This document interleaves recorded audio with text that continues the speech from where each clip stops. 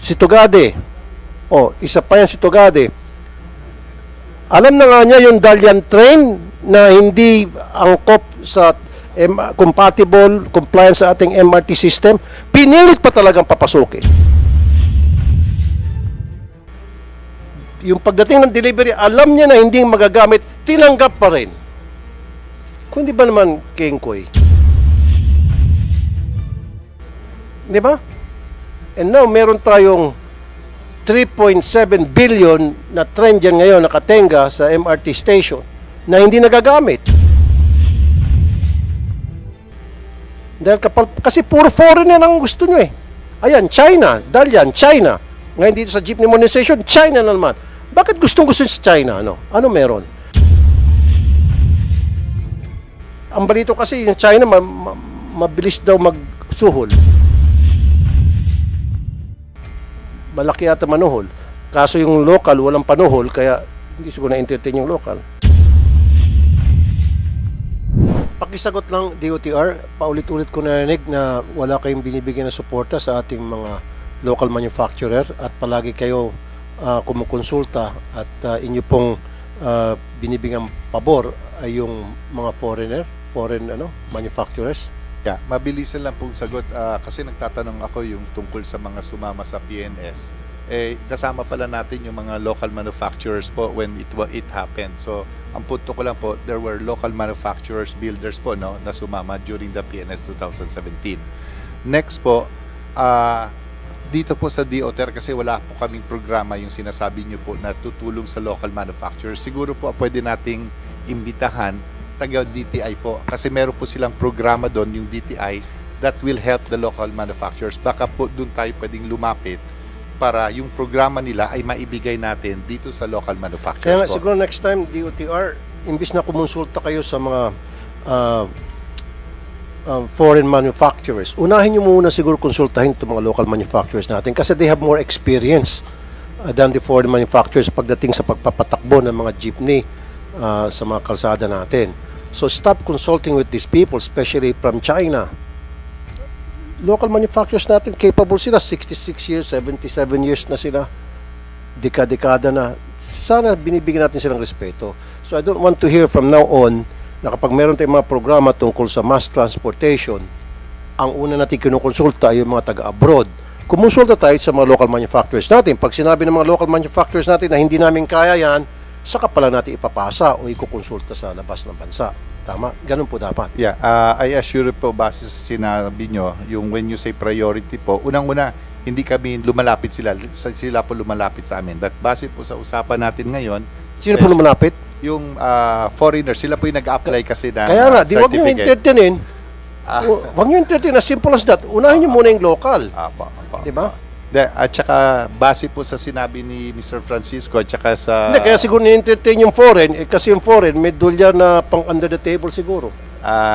with due respect po, I assure you sa aking pamumuno Well, po. not you, pero very clear naman talaga. Yes. Very clear naman talaga. O, sabihin ko sa'yo, ito, medyo nalista ng konti.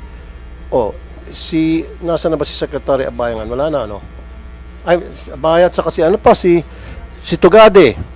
O, isa pa yan si Tugade. Alam na nga niya yung Dalian train na hindi angkop sa compatible, compliance sa ating MRT system. Pinilit pa talagang papasukin. Yung pagdating ng delivery, alam niya na hindi magagamit, tinanggap pa rin. Kung di ba naman, Kengkoy? Di ba? And now, meron tayong 3.7 billion na trend dyan ngayon nakatenga sa MRT station na hindi nagagamit. Dahil kasi puro foreigner ang gusto nyo eh. Ayan, China, Dalian, China. Ngayon dito sa jeepney modernization, China na naman. Bakit gustong-gusto sa China? Ano meron? Ang balito kasi yung China mabilis daw magsuhol. Malaki yata manuhol. Kaso yung local walang panuhol kaya hindi siguro na-entertain yung local. Anyway, meron pang gustong magsalita Mr. kanina? Chair. Okay, sino unang tumaas? Sige. Okay. Sabay-sabay kasi. Sige, senior citizen. Senior. Si Mr. Roberto Thank you so much, Martin. Mr. Chair. Kaobit. Tungkol po dun sa nabanggit ni Mr. Francisco kanina at saka ni Mr. Sarao at saka ni Governor Dong Padilla. Yung pong electric vehicle na nabanggit ng ating kaibigan si Mr. Francisco na maghahalaga lamang ng mga 1.2, 1.1 million, 1.9 o 1.9 million. Sorry, I thought 1.1 million. Well, ang nagiging problema natin dyan kasi yung lithium acid yan, napakamahal yan. Hindi ko naman inuupos yun. Magandang electric vehicle. Pero pagdating po sa battery niyan, Mr. Chair, napakamahal po ng battery ng lithium acid. Ako po kanina, pinaiking ko yung sinasabi ni Mr. Francisco at ni Governor Padilla, ni Mr. Saraw. Siguro, mas maganda tulungan na lang ng ating pamahalaan na bumili ng mga Euro 6 engine para makina lang po ang import dalhin dito and ang body locally manufactured. Para ho bumaba ang presyo natin. Sapagkat ang nagpapataas po ng presyo, pag bumili ka din sa mga local natin, Isuzu, Hino, yung mga local supplier natin, kasama po ang chassis lahat yan. Kanya body, tumataas po ang halaga. Ngayon, kung ang makina lamang po ang ating i-import, kayang-kaya naman hong gawin ng ating mga local manufacturers. May sinasabi ni Governor Padilla, mag-a-add pa ng employment sa ating mga Pilipino yan. Ituloy po, yun po ang aking minumungkay sa inyo kagalang-galang Mr. Chair at sa ating mga senador nandito. Kung matulungan po ninyo na makina lang po ang import namin ng mga supplier na gagamitin namin, mas malaki po ang maimumura natin kesa doon sa mga halagang 2.4 million ngayon. Nangyari po ito, Mr. Chair. 1977, ako yung jeepney driver. Ang Francisco po ang kaunahang galabas ng C190. Isuzu C190 na brand new from Japan. Wala pong usok yan. Alot zero emission yan. Kanya po, sumunod kami dyan. Nakita ko yung performance yan. Maganda. So, yun lamang po yung aking imumungkahi, Mr. Chair, na tulungan po ng ating pamahalaan. Mag-import ng mga Euro 6 engine, gamitin dito para mas makababa po ang presyo ng mga modern vehicle natin. Yun lamang po. Maraming salamat po, Mr. Roberto Martin. Nga naman si Mr. Freddy Hernandez, President ng ANTFI. Ano sabihin po ng ANTFI? Arangkada NCR Transport Federation Incorporated po. O sige po, Mr. Hernandez, sir. Magandang umaga po sa inyo, Your Honors, Mr. Chair, sa mga kasama kong transport leaders, GFI, lahat po, DOTR family, magandang tanghali na po lahat. Yung issue po kanina na umpisahan nyo, Mr. Chair, yung pong amount, tsaka po yung design. Tapos nadagdag na po yung information dissemination. Actually, nagtaka nga rin po ako, kasama ko po si Idol Robin doon 2019 nung sinakyan niyo po yung PUB namin. Hindi lang po lumabas, bakit nagtataka po ako, hindi po nailabas sa media or sa commercial yung sinakyan niyo po yung unit namin. Proud sana kami noon dahil yung Taguig Transport Service Cooperative po ang tinawagan ng DOTR para po sakyan ni Idol para po i-disseminate sana yung pagpapalaganap ng PUB natin noon. Yun po yung isang pinagtaka po namin sa Taguig. At galing pa kami Taguig, napunta pa kami Subic para lang po masakyan ni Idol yung UB. Para nga po sana i-promote yung ating mga PUB. Yun po. Regarding naman po sa design, way back din po, 2018,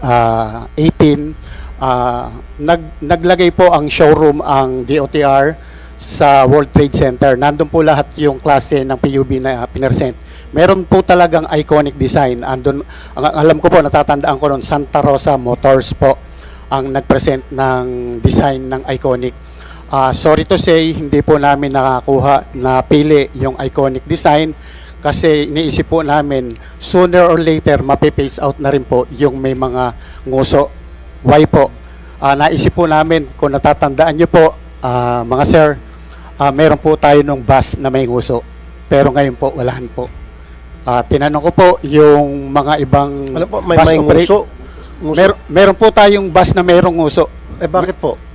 Tinanong ko po yung ibang bus operator, ang issue po doon, yung space. Sayang po kasi yung nguso. Kung ibabayad mo dito sa Metro Manila, yung nguso po ng ating mga unit, sayang din po yung yung space. Okay. Yun po yung isang tinanong din po na. Kinonsider din po namin yung space. Mahal po kasi dito sa Metro Manila yung pagbabayad po ng per square meter po ng mga lote natin para lalagyan po ng mga unit. Yun po yun. Pagdating naman po sa amount, pinag-uusapan po kanina, ang reklamo po dito sa atin, ng mga na-interview po, yun po yung amount ng unit. I have here a little report for the computation po ng ating mga modern jeep. Pwede po paano yun, sa slide, yung computation po ng modern. Yan po. Okay. Sige, pakipaliwanag po itong mga figures dito. Yes po. Doon po sa yung pong isang slide, yung presyo. Yan po.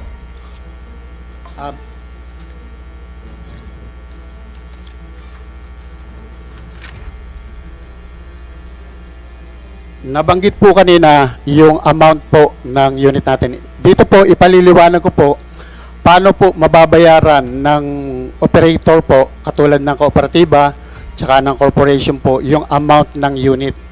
Kaya ini-encourage po ng ating government na mag-consolidate po yung ating mga single operator kasi po para sa operation na to. Kinuha ko na po yung pinakamahal na presyo ng unit. Kung di pa ako nagkakamali, ito po yung presyo ng class 3 natin ng modern. Yung po yung pamalit sa mga UB Express.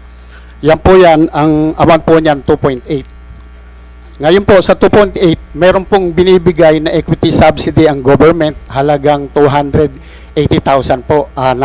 Ngayon lang pong taon na yan na ibigay po na ipagkaloob. From 80, naging 160 po. Ngayon na po 280. Babawasin po yan dyan.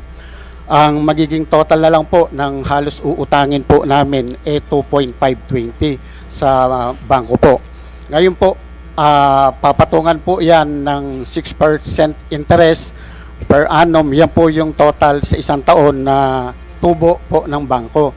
Dahil 7 taon po siya babayaran, aabutin po siya ng 1,058,000. Mas maganda nga po sana yung proposal kanina, mga sir, your honor, Mr. Chair, na habaan po up to 10 years, mas maagaan po para sa amin. Ngayon po, idadagdag uli yung principal na 2.520, binawasan na po kasi yun. Yan na po yung total, 3.578400. I-divide po yan sa 7 taon, that is 84 months. Yan po, ang lalabasan po niyan, 42,600 pesos per month. Ngayon po, ang operation po natin 26 days lang po. Pero po sa mga PUB, wala pong coding. Pero inilalagay din po namin yung coding para po na ma-properly maintain po yung ating mga PUB para humaba po ang buhay. Kaya po, ang total po noon 1,638 na lang po, 0.46 per day. Pero dahil 2 shift po, ito po yung pinag-uusapan natin, na ima-maximize po natin yung takbo ng ating mga unit from morning to evening, kung maaari hanggat may pasahero, i-divide po natin sa 2 shift. Ang bali boundary lang po or ang kailangan lang natin ipunin 819.23 po. Yan po yung dapat ibabayad natin sa presyong 2.8 per day. Ngayon po, saan natin kukunin yung pagbabayad po na yan? Please, pakibalik po doon sa first slide. Ito po, as president po ng Arangkada NCR, isa po sa member po ng Arangkada NCR, yung pong Pandakan Service Cooperative. Nagpunta po ako, nag-consult po ako. Hiningi ko po yung pinakamaigsing rota po nila, 3.7 kilometers. Wala pa ho sa minimum. Ang minimum po kasi para makakuha ng minimum fare na 14 pesos is 4 kilometer po sana. Pero ito po 3.7 lang. Ang kinompute po namin yung bilang ng upuan, 22-seater times 14 pesos, 308 po ang makukuha niya po. Times 2, isang ikot po yon, 616. Sa per ship po, kaya niya pong umikot dahil sa iksin po ng rota, kaya niya pong umikot ng 9 rounds. 9 na ikot. Ang total po noon is 5,544 sa morning. At sa afternoon po, sa evening hanggang gabi, ganun din, 5,544. That is 11,088 per day. Ngayon po, dito na po tayo magbabawas. Yung kanina po na amount na sinabi ko sa inyo, 819.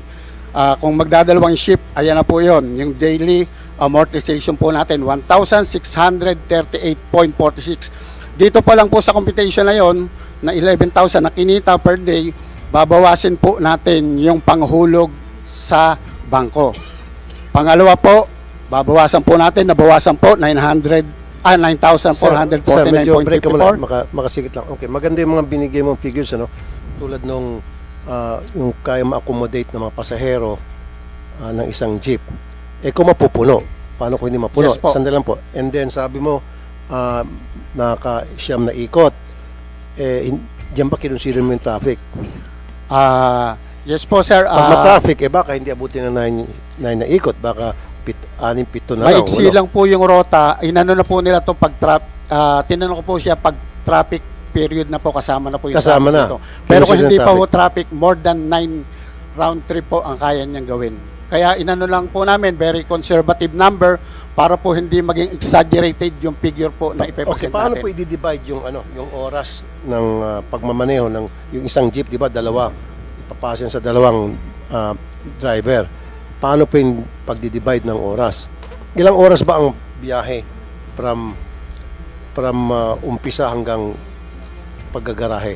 Pagka wala po daw traffic, mga 30 to 45 minutes po. Hindi yung oras ba from 8 to 5 ba yung shifting? From morning po, madaling araw, alas 4, may biyahe na po. Hanggang alas 2 ng hapon, alauna, alas 2. Palitan na po yun. And then alauna Hanggang hating gabi na po, hanggat may pasahero po. Okay. Sige Yun po yung shifting. Kaya nga po, ang importante po talaga dito sa atin, magkaroon po ng consolidation. Yun po yung number 1. Why? Kasi po, pag individual operation po ang nangyayari, hindi po nasusunod yung fleet management, yung proper dispatching, hindi po yan nasusunod. Bakit po? Pag individual operator po, Your Honor, ang mindset po ng individual operator, bibiyahe ako pag gusto ko, uuwi ako pag gusto ko. Yun po yung nangyayari. Kaya hindi niya po na-maximize yung tamang kita ng ating PUB. Hindi niya po maiisip mabayaran. Kasi po yun lang po ang gusto niya mangyari. Kung nakuha ko na yung tamang pangangailangan ko sa isang araw, panggastos ko, pangbili ng bigas, uuwi na po ako. Wala na po akong pakialam kung may pasahero pa pong nasa labas. Kasi po individual operator eh. Ang iniisip ko lang po yung sikmura ko o yung bayarin ko sa bahay, pantuition anak ko. Other than that, wala na. Salamat po. Si ano naman, Mr. Ed Cumia, gusto mo salita, from Tindig, Calabarzon. Thank you po, Mr. Chair. Observation ko lang po this morning. Sa lahat po na nandito, mga kasama ko sa transport sector, sa government, and even the senators na nandito po kanina, kahit po si Senator Grace po, si Senator JB, si Senator Robin at saka kayo po, ay narinig ko po na lahat tayo ay pabor sa modernization. Maliit na bagay lang po ang ating pinagtatalunan dito. Yung po bang pangangailangan o pagsali? Kasi po sa modernization, nasa unang bahagdan pa lang po tayo, nasa unang step towards the goal na magkaroon po tayo ng maayos na sistema ng transportasyon. Hindi po namin, with all due respect sa iba pong transport group, na hindi po kapanalig o kaparehas ng pananaw sa amin. Pero po, ang pinakamahalaga rito ay yung mayorya na sumusunod at nananangan doon po sa inaral yung modernization. Kami po sa kagaya po ng sinabi ni Governor Padilla, pinakikinggan po lahat. Napakaganda po, tama po yung sinabi nyo kanina na kinikilala nyo po ang kooperatiba. Nandito po, pinakamarami po dito ang kooperatiba, may korporasyon. Nagsama-sama para lumaki ang kanilang mga pondo o pera, mabigyan ng pagkakataon ng mga bangko tulad ng Land Bank. Isa po ako sa pilot na pinautang ng Land Bank of the Philippines ang Metro Comet Transport Service Cooperative sa Land Bank Rizal Lending po. Pandemic time po kami pinautang ng Land Bank ng 15 units. Yung 15 units po na yon ay matatapos na po in less than 2 years. Tumatakbo pa po yung aming mga sasakyan. Sa kasagsagan po ng pandemya, 2 beses pa po kami pinautang ni Land Bank ng tigla 15. As of today, fast forward, ang Metro Comet po ay meron ng 117 modern vehicle plus 20 taxis, very first in Tagaytay. Ibig po sabihin, hindi po na kami nagmamalaki. Gusto lang po nung bigyang kulay na ang kooperatiba po o korporasyon ay maaaring maging maayos. Kung pagtutuunan ng pansin, paano po? Nanawagan po ako sa inyo, Mr. Senator Idol, nakasama ko po kayo sa TV5 during that time. Balita ang tapat. Nakikipinchit po ako kay Mike. Pero po, naiba po yung aking landas, nasa transport na po ako ngayon. Pero ang punto ko po dito, kung aayusin po natin sa pamamahala, papaano po yun? Umabot na po tayo sa pag-i-import, pagiging manufacturer, pero balik tayo ng kaunti, atras tayo ng kaunti. Nasa unang bahagdan pa lang po tayo. Ng ating modernization, ito po yung consolidation na unang step para tayo umusad. Pagsasaayos ng kooperatiba, kaya po ang hiling namin po sa inyo ng mga kooperatiba sa ating pamahalaan, isabatas po natin ang PUBMP na ngayon po ay PTMP na. Mabilis pa po nagbago yung pangalan kaysa dun po sa pagkasabatas ng ating programa. Bakit po mahalaga na may sabatas natin ng ating programa? Para po kami hindi at the mercy of the legislators na zero budget ka. Pag siniro budget mo, si DOTR po ba napinsala? Hindi po, kami pong sektor. Kaya po nung si Senator Grace po, laging sinisiro ang budget ng LTFRB, ng DOTR. Sila po ba napinsala? Hindi naman po, kami po yon. So dapat po, gawin po natin batas para po malagyan ng pondo ng nararapat na kalaan sa modernization, pagpopondo sa mga programa ng ating DOTR. Gayon din po para ma-educate po. Okay, Mahalaga Mr. po ang education. Yeah, yes, dapat wag putulan ng budget. Yes po, tama Yung po. DOTR, LTFRB, tama? Opo. Binigyan ng budget ng 314 million, hindi naman ginastos. Ayun po yung nasa... Binigyan ng 45 million na budget para sa modernization program, hindi ginastos. Tama po yun, Mr. Chair. Salamat po sa inyo. Dapat wag nang bigyan kung ganun, hindi nyo lang pala gagastos eh. Tama po yun, Mr. Chair. Salamat po sa inyo masusing na pagsilip sa mga ganyang bagay. Hindi naman po namin sila kakampi. Ang amin po sinasabi, kung may sila po may problema, edi Idol Rapi, tapyasin mo po yung mga may problema. Ang sa amin po, kami po ay dapat mabantayan po ng ating gobyerno, ng audit na ibibigay ng tama para sa sektor, para po, yun po kasing budget para sa education po, capacity building po sa mga cooperatives, sa mga transport, kasi po ito hindi simpleng transport lang, this is business na kinakailangan po natin mayayos. 45 million, hindi naman ginastos. Ay, sila po magpapaliwanag doon. Ba't pa natin bibigyan kung hindi nilang gagastusin? Kinakalawang lang yung pera doon sa... Yun po yung hinihiling namin sa inyo po, mga mababati. Sa tulungan po kami na Sige. maibigay sa amin yun. Thank you po, Mr. Kumia. Mr. Chair, Yeah, Chairperson Guadis. yun pong sinasabi niyong budget, hindi po nangyari sa panahon namin. That was during the previous administration po. Yun hong sa Boracay, hindi rin ho nangyari sa panahon namin yun.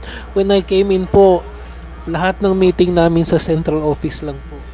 Nandyan po makakapagpatunay yung mga transport groups na sila po ang magtitistiko na wala pong nangyaring ganon sa time namin. So yung nangyari nung nakaraan, hindi na mangyari ngayon? Hindi Under ho your po- watch, hindi na? Hindi ho you mangyari can sa guarantee panahon us? ko. We gave you the assurance Oh. po.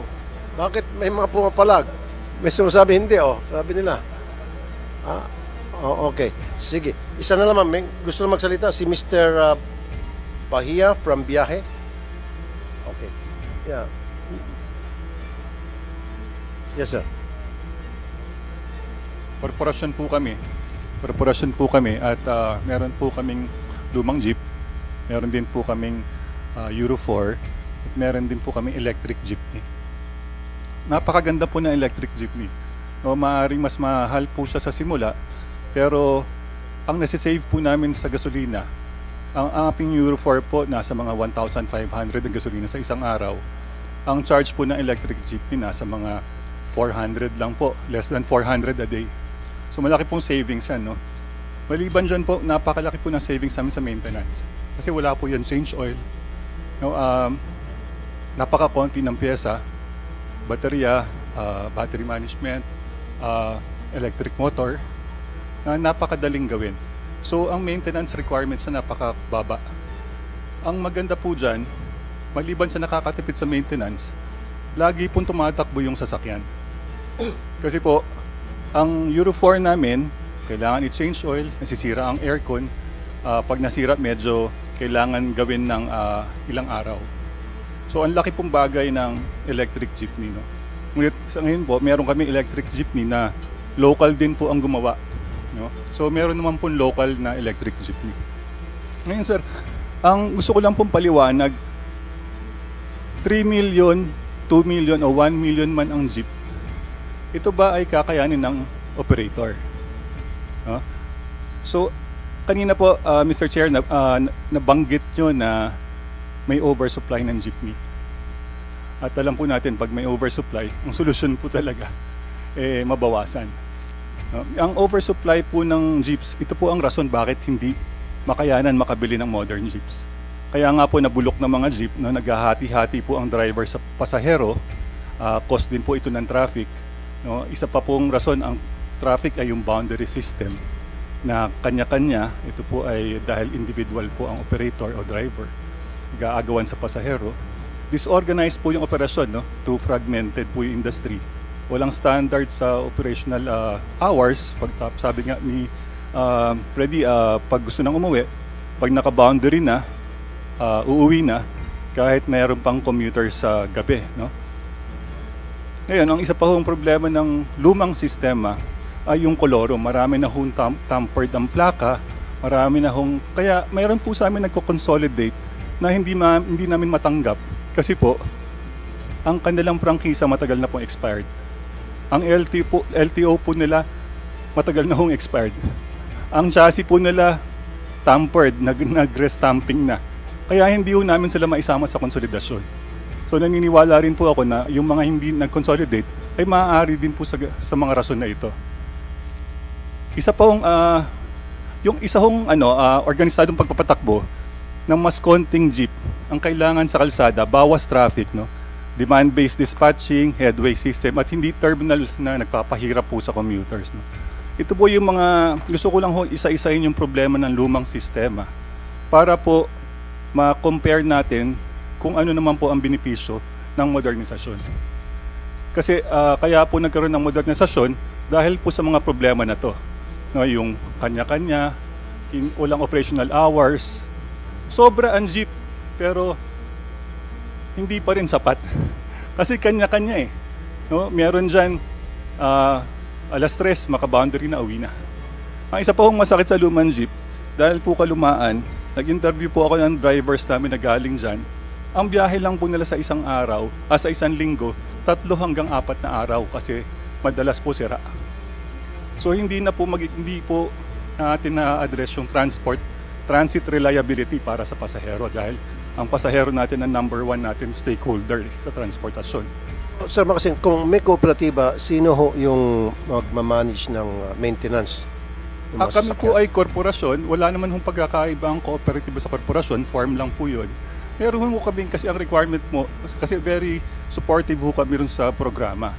Meron po yan kailangan na technician, safety officer, may sarili ho kami motor pool. Kanina sir nabanggit nyo yung charging station. Ang charging station po sa public utility ay hindi po recommended na ilagay po sa labas. Kasi pipila po tayo ron kung meron iba ho nagcha-charge. No? Hindi rin ho yan reliable sa mga gasoline station. Kasi ang pag-charge po ng top-up, 30 minutes. Ang pagpapagas ng gasolina, 5 minutes. Kaya. So dapat meron isang terminal na doon talaga. Garahe po, sir. Garahe. Garahe po. Nasa garahe po, nagcha-charge overnight. So yung mga electric jeep po namin, tatakbo buong araw, sa gabi, magcha-charge po yan. Kasi ang overnight charging po, maganda rin po yan sa baterya, hindi agad masisira. Hahaba po ang buhay kaysa po sa fast charger. So, yan po yung gusto ho namin i-share sa inyo experience namin. So Kung bawat gusto nyo- isang garahe, ilan ang pwedeng mag-charge sir, ng depende po magdamagan? sa laki ng garahe. Meron ho kaming garahe na 15 lang ho yung tumatakbo ron. 15 ho ang charger namin doon. Pag marami po, mas malaking garahe, hindi naman po kailangan 1:1 ang charger kasi 3 hours charge na po yan. Madaling hour, pwede na po Sige, lipat. meron na po importanteng katanungan dito sa DOTR. Kailan ba yung target ninyo na magkaroon na ng full implementation dito sa modernization program? Kasi meron 81% ang pasok na, nasa loob na. 19% hindi nyo pa nakukumbinsi. Siguro, diyan kayo talagang nagkulang sa departamento yan sa information dissemination. Pag-ugnayan sa kanila ng tama. Kailan po na makukumbinsin nyo itong 19% na para pumasok na sa sistema? Your Honor, yung tungkol po sa consolidation, yung sinasabi niyo po 19%, tapos na po yung consolidation. So, ibig ko sabihin po, sa ngayon po, yung lahat ng hindi nag-consolidate ay hindi na pwedeng mag-consolidate kasi nga po nagbigay na tayo ng deadline which is April 30. So meron yung 19% na hindi nag-consolidate, tapos na yon. Yes, tama po kayo. So ano mangyayari dito ngayon sa 19%?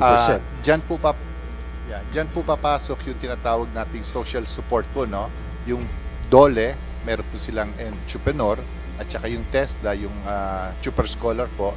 At lumapit na rin po kami sa DSWD para maging pangatlo silang ahensya na tutulong dun sa, hindi lamang sa hindi nag-consolidate, pero yung mga apektado rin na sektor sa transportasyon na pwede nating tulungan po. Kaya nga, anong klaseng tulong? Unang-una po sa entrepreneur, ito po yung sila po bibigyan ng livelihood po. Gaya ng?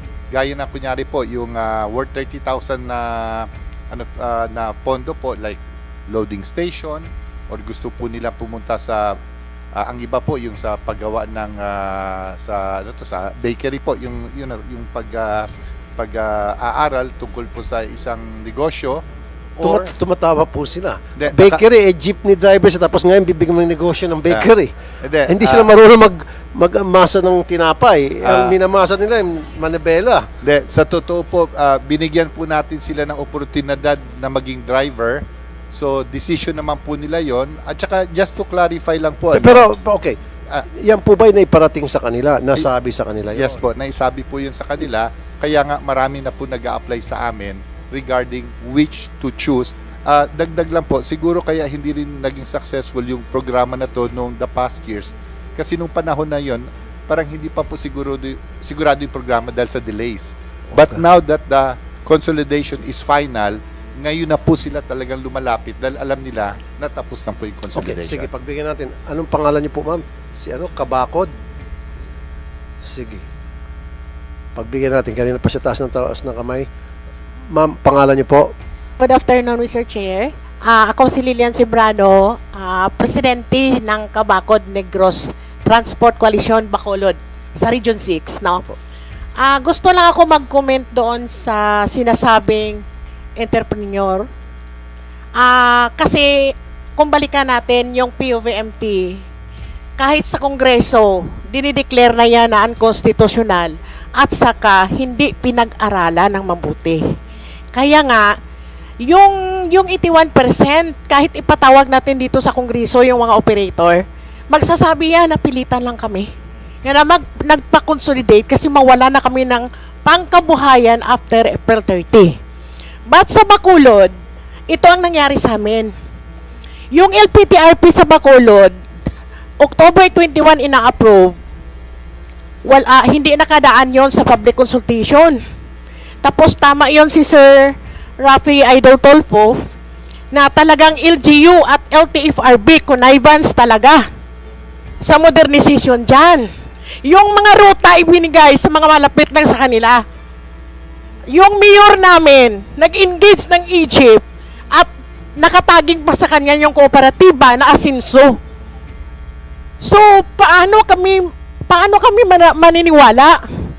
Ngayon, sa Bacolod at sa Iloilo, magrarally na ang mga nagko-co-op at nagkooperatiba, yung mga modernized association. Anong panawagan nila? Dapat hulihin na ang mga kolorom. Kami daw ay kolorom. Ngunit, nang nag-declare si Yusik Ortiga at saka si chairman na kolorom kami, yung OIC namin ina-affirm na hindi kami kolorom. Yung prangkisa namin, hindi lang nila ini-renew dahil sa deadline ng April 30, Mr. Chairman. Ngayon, 35 days na ngayon, balik pasada, balik prangkisa kami para mabuhay. Ang gusto ko ngayon, narinig ko na yung magandang plano ninyo sa modernization. Ang Bacolod ngayon is 50%. Hindi consolidated. Mabawasan pa yan kasi subject for review pa. So anong mangyari sa amin, majority kami na hindi consolidated, walang prangkisa, patuloy kaming nagbiyahe. Kasi hindi kami nirenew paano ang mga pamilya namin. So ngayon, patuloy kaming psychological threat ni DOTR at LTFRB na hulihin kami dahil kolorom. Ngayon, i-declare nyo kaming kolorom. Si Altura nag-affirm na hindi kami kolorom. So ano bala ang totoo? No?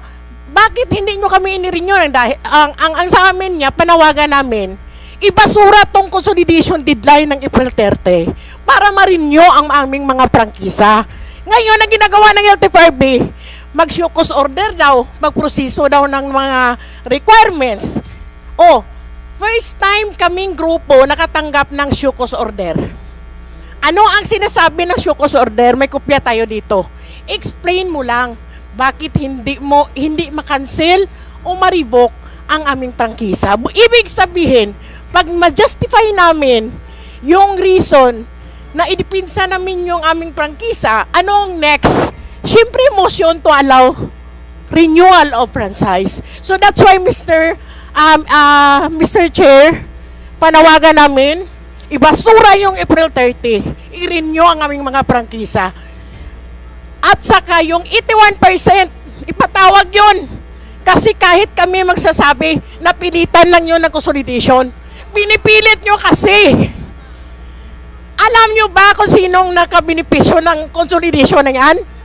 Kayo lang na mga opisyal ng mga kooperatiba at korporasyon.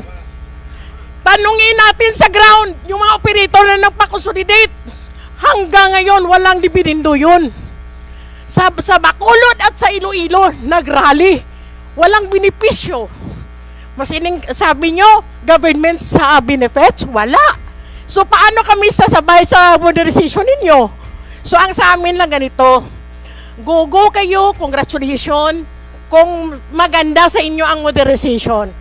Pero sa amin, irespeto yung karapatan naming mabuhay, ang pamilya namin. Kaya kami humingi ngayon sa mga senador na nandito, i-renew na ang prangkisa namin. Dapat managot itong mga LTFRB at DOTR Tinachap ang aming prangkisa. Pinapatay ang aming pamilya. Anong ginagawa nila? Nagrarally. Kasi gusto nilang hulihin kami. Maganda ba yung modernization na may mamamatay? At saka kayo ay mamubuhay? Maganda ba yun? So anong klaseng programa ng gobyernong ito? So anong mangyayari sa Bacolod? Kasi nag-connivance, yung LGU, yung LTFRB, yung mga korporasyon at kooperatiba sa programa. Anong mangyayari sa amin? O sinubukan naming nagbiyahe? Hindi kami hinuhuli. Bakit? Kasi hindi kansilado yung prangkisa namin. Hindi kami rebook. Sige. Pagbigyan naman natin ngayon yung DOTR. Alam niyo ba itong problema sa Bacolod? Aware ba kayo? 50% daw ang naapektuhan at hindi makapagbiyahe ngayon? Thank you, Mr. Chair. Salamat po, ma'am. Yeah. Ma'am Lilian, si Chair Guadis po magsasabi regarding sa percentage po. Idagdag ko Yeah, lang pero po. alam niyo po itong problema sa Bacolod. Yes, definitely Ba't hindi niyo po ina-address? Ba't hindi niyo po inapuntahan o kinakausap sila? Unang-una po, nagpunta kami mismo ni Chair Guadis sa Bacolod po. And in Kailan fact, po? That was before the end of consolidation. In fact, after that po, tumaas po yung consolidation. Sabi niya, bababa pa nga raw, 50%. Hindi po. Sasabihin po ni Chair Guadis yung tamang numero po ng consolidation. Mr. Pwede Chair, makita yung data, yung figures niyo, isa video po sa amin. Hindi, kasi sinasabi niyo more than 50%, sinasabi niya 50 at bababa pa, yung iba napilitan. I tend to agree. Siyempre, kaysa naman mawalan sila hanap buhay, napipilitan sila kahit na alam nila na hindi naman talaga komportable para sa sitwasyon nila. If I may, Mr. Chair. Mr. Chair.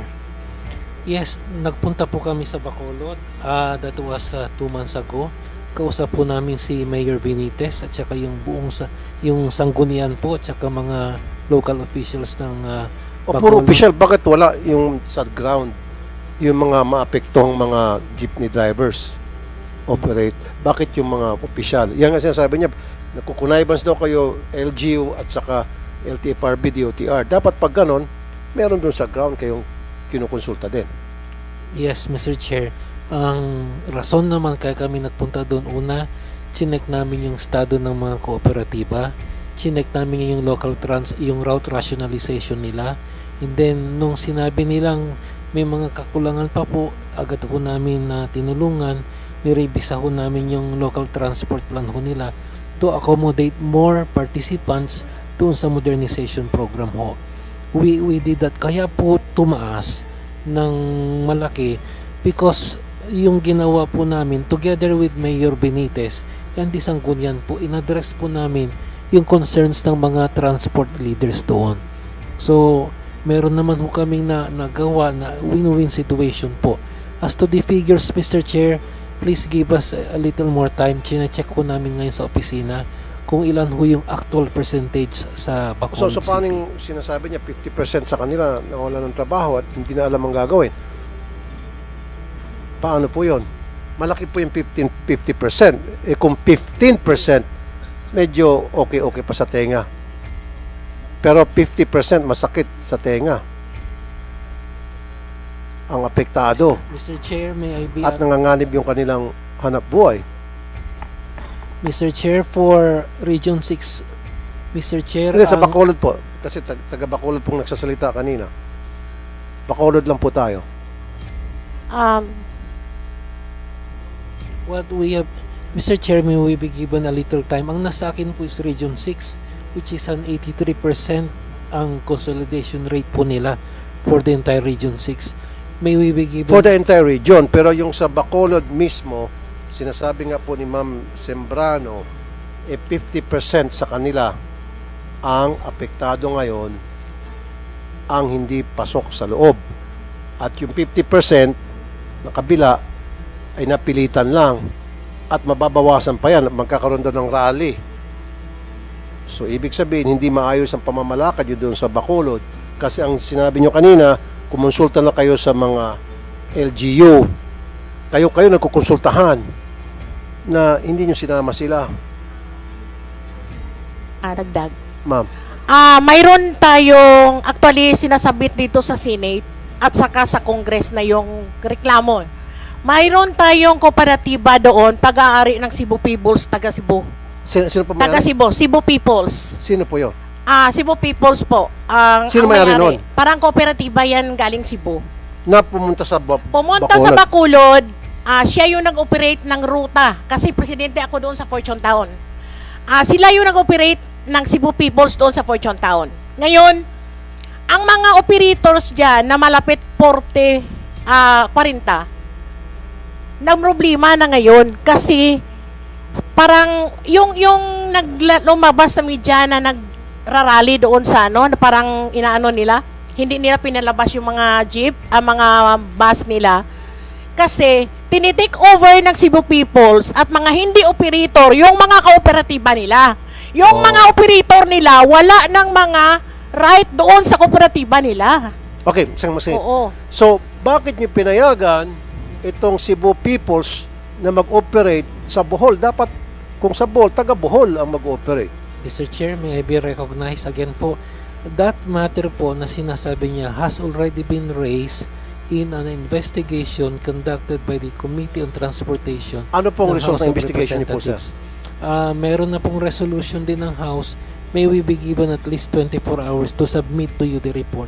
Na-take up na rin po lahat yan. Okay, And- gusto ko pong makita yun. I'm really interested. Yes, Mr. Chair. Within the 24 hours, nasa sa mesa ng hunin nyo yung findings.